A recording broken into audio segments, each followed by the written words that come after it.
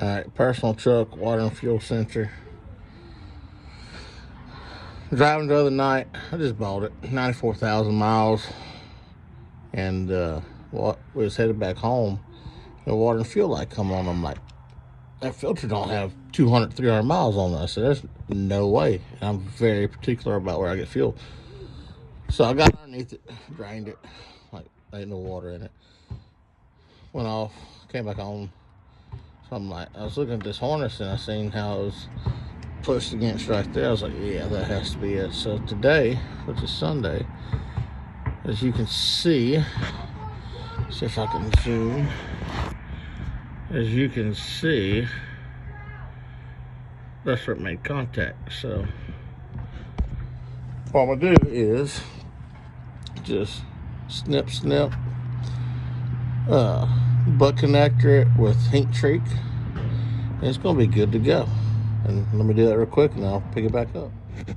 All right, guys, y'all see? Got it heat shrinked, butt connected and heat shrinked. As you can see, that's where it was rubbing. So with enough electrical tape and this protecting it the correct way with enough tape on it, which as you can see, that's not enough for an edge. It's going to be good to go. I'm not going to have to worry about this again. 94,000 miles.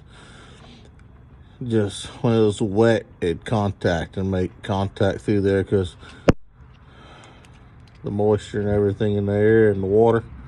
But it's fixed. Simple as that. 5 minutes, done. No need to bring to a dealership. So if you're having a water and fuel light come on when it rains, go ahead and check right there where it rubs.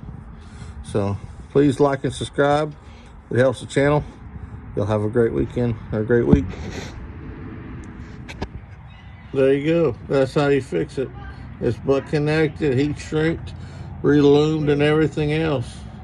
As you can see, it's not plastic. I'm gonna try and figure out how to zip tie this up where it don't touch. But so I repaired it. Professional, long lasting. Please like and subscribe. Like I said before, thank you.